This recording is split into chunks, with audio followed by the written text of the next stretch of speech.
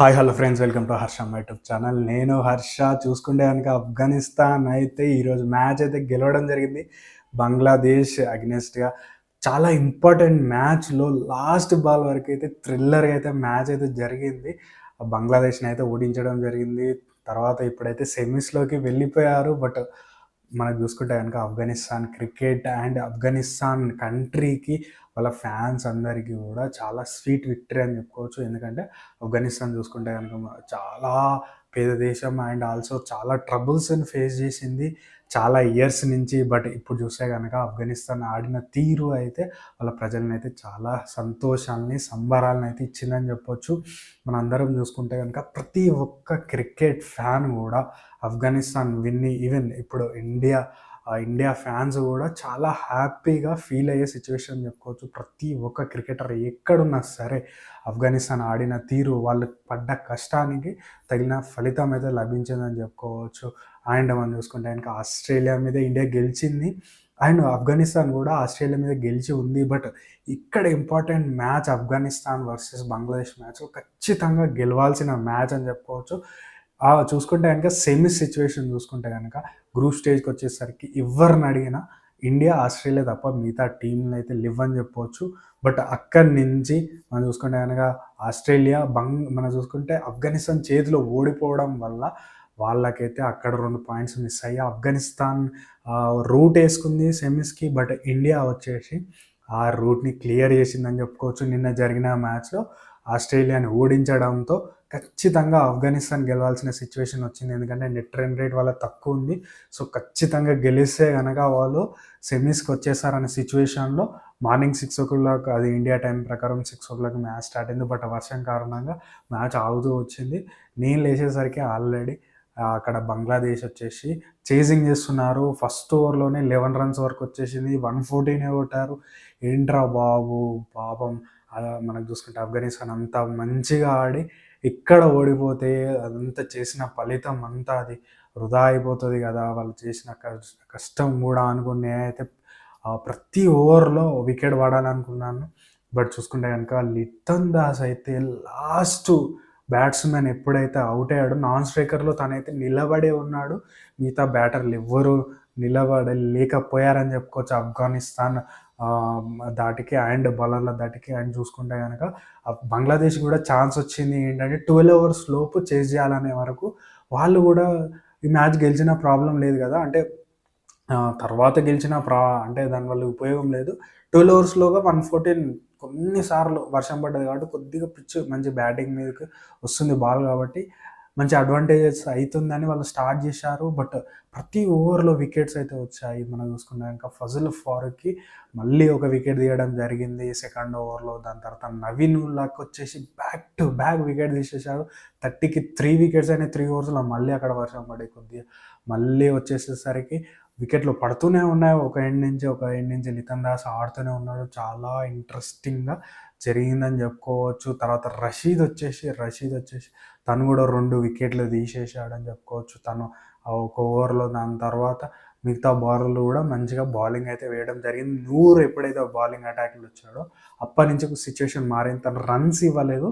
So మిగతా end నుంచి వికెట్లు పడుతూ వచ్చాయి. ఒక స్టేజ్లో ఇక ఈజీగా క్వాలిఫికేషన్ అయిపోతుంది బంగ్లాదేశ్ అనే సిచ్యువేషన్ నుంచి ఒక సిచ్యువేషన్లోకి మ్యాచ్ గెలవలేరు అనే సిచ్యువేషన్ కూడా వెళ్ళారని చెప్పవచ్చు.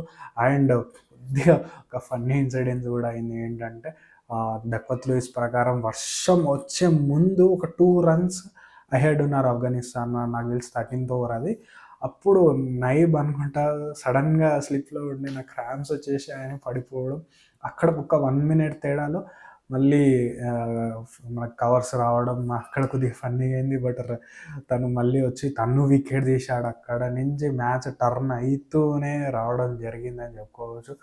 ప్రతి ఓవర్లో వికెట్లు అయితే తీశారని చెప్పుకోవచ్చు. లాస్ట్కి వచ్చేసరికి లిటన్ దాస్ మెల్లగా ఆడడం స్టార్ట్ చేశాడు. ఎందుకంటే ఆల్రెడీ 12 ఓవర్స్లోపు చేజ్ చేయలేదు కాబట్టి ఇప్పుడు గెలిచినా పవర్ హిట్టింగ్ చేసినా గెలిచిన ప్రాబ్లం లేదు. అక్కడ ఎట్లాంటి రిజల్ట్ లేదు కాబట్టి తను మెల్లగా ఆడుతున్నాడు. మెల్లగా ఆడుకుంటూ సింగిల్ తీసుకుంటూ కొన్ని బౌండరీస్ కొట్టడం జరిగింది. తర్వాత అదర్ ఎండ్లో వికెట్స్ వస్తూనే ఉన్నాయి. మనం చూసుకుంటే నవీన్ ఉల్లాకు లాస్ట్ ఓవర్ వేస్తూ తనైతే 2 వికెట్స్ తీశాడు.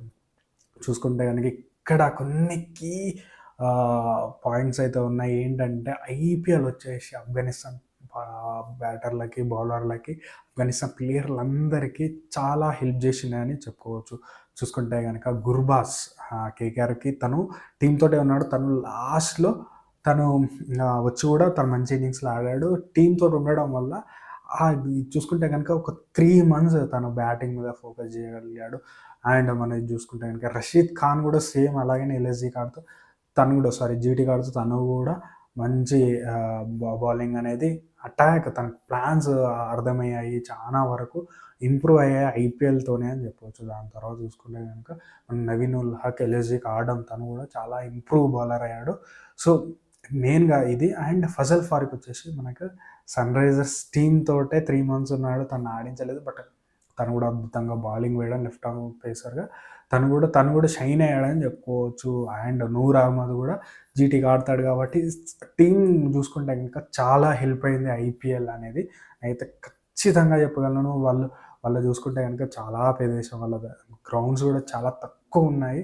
అట్లాంటి టీమ్స్‌కి ఇండియా అయితే చాలా సపోర్ట్ చేసిందని చెప్పొచ్చు. ఫైనాన్షియల్‌గా కూడా మనం అక్కడ ఇండియన్ గవర్నమెంట్ అక్కడ హాస్పిటల్ కట్టించడం అండ్ ఆల్సో వాళ్ళకి ఒక ఇంపార్టెంట్ సిట్యుయేషన్, క్రిటికల్ సిట్యుయేషన్‌లో కూడా మనమైతే ఇండియా నుంచి ఆటానైతే పంపించడం జరిగింది. గోధుమ పిండిని అంటే కొన్ని టన్నులు పంపించడం జరిగింది.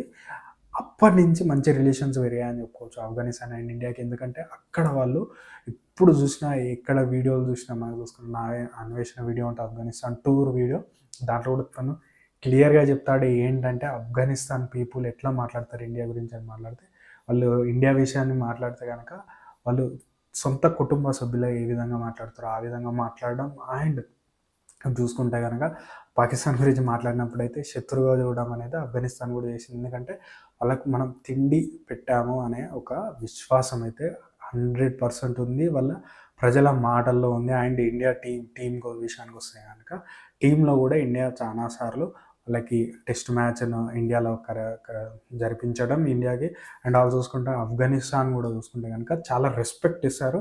ఒకవేళ ఇండియా మనకు అండ్ ఆఫ్ఘనిస్తాన్ మ్యాచ్‌లో ఓడిపోయినా గానీ అక్కడ వాళ్ళు అంత ప్లేయర్ల మీద కూడా అగ్రెషన్స్ చూపించరు. ఎందుకంటే ఇండియా మీద చాలా సాఫ్ట్ కార్నర్ అయితే ఉంది. అండ్ ఇప్పుడు ఆఫ్ఘనిస్తాన్ మనకైతే సెమీఫైనల్ వచ్చింది. సెమీఫైనల్ వల్ల సౌత్ ఆఫ్రికాని బీట్ చేయాలి.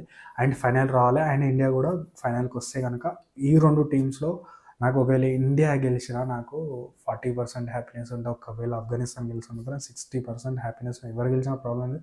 బట్ ఐ వాంట్ అంటే క్రికెట్ మంచిగా ఆడిన వాళ్ళు గెలవాలనుకుంటా. ఎందుకంటే వాళ్ళకి ఫెసిలిటీలు లేవు. బట్ వాళ్ళ ఫ్యూచర్ వచ్చేసి చాలా బ్రైట్ ఉందని చెప్పుకోవచ్చు క్రికెట్‌లో. అండ్ మనం చూసుకుంటే రషీద్ ఖాన్ కూడా ఒక ఇంటర్వ్యూలో చెప్పడం 100 మంది మిస్టరీ స్పిన్నర్‌లు 1000 మంది మిస్టరీ స్పిన్నర్‌లు ఉన్నారు ఆఫ్ఘనిస్తాన్‌లో అని చెప్పడం జరిగింది. సో, మంచి ఫ్యూచర్ అయితే ఉండబోతుంది ఆఫ్ఘనిస్తాన్‌కి. అండ్ ఇక్కడి నుంచి నాకు తెలిసినంత వరకైతే 50 ఓవర్స్ ఏదైతే ఉంటుందో దాన్నైతే ఫార్మాట్‌ని రూల్ చేయబోతున్నారు ఆఫ్ఘనిస్తాన్ అని చెప్పుకోవచ్చు. బట్ చూసుకుంటే కనుక టీ20స్‌లో వాళ్ళైతే మంచిగా ఆడారని చెప్పొచ్చు. న్యూజిలాండ్‌ని ఓడించారు. అండ్ ఆస్ట్రేలియాని ఓడించారు కాబట్టి వాళ్ళకి సెమీస్ కాదు ఫైనల్స్ కూడా అర్హత అయితే వాళ్ళకి ఉందని చెప్పుకోవచ్చు. బట్ మ్యాచ్ అయితే మనం చూసుకుంటే గనక నెక్స్ట్ మ్యాచ్ సౌత్ ఆఫ్రికాతోటి ఉంది. ఈజీగా గెలుస్తారని నాకైతే అనిపిస్తుంది. ఫైనల్‌కి వస్తారు. ఇండియాకి కొద్దిగా టఫే ఉండబోతుంది ఇంగ్లాండ్ తోటి. అక్కడ గెలిస్తే కూడా వాళ్ళు కూడా వస్తారు. సో, ఆఫ్ఘనిస్తాన్ వాళ్ళు ఆస్ట్రేలియా నుంచి వాళ్ళు దారి ఎతుక్కున్నారు. ఆ దారిని ఇండియా క్లియర్ చేసింది ఆస్ట్రేలియా మీద గెలిచి. అండ్ ఆఫ్ఘనిస్తాన్ వచ్చేసి బంగ్లాదేశ్‌ని ఓడిస్తూ వాళ్ళైతే సెమీఫైనల్‌కి అయితే వచ్చేసారు. ఇప్పుడైతే నాకు తెలిసి సెమీఫైనల్ గెలిచాక సెమీఫైనల్‌కి వచ్చాక చాలా సంబరాలైతే ఆఫ్ఘనిస్తాన్‌లో జరుగుతూ ఉంటాయి. And Indian fans cricket fans ప్రతి ఒక్కరు కూడా చాలా సంతోషించే రోజని చెప్పుకోవచ్చు. బట్ అన్నీ పక్కన పెడితే మాత్రం ఆఫ్ఘనిస్తాన్‌కి అయితే మంచి ఆట ఆడారని చెప్పుకోవచ్చు. బంగ్లాదేశ్‌ని ఓడించి వాళ్ళైతే సెమీఫైనల్‌కి వచ్చారు. అండ్ ఫైనల్స్ వరకు కూడా రావాలని కోరుకుంటూ అండ్ నా వీడియో ఎక్కడి వరకు చూస్తే కనుక ఇంతవరకు నా వీడియో నచ్చినట్లుంది. ఖచ్చితంగా లైక్, షేర్, సబ్స్క్రైబ్ అయితే చేసుకోండి.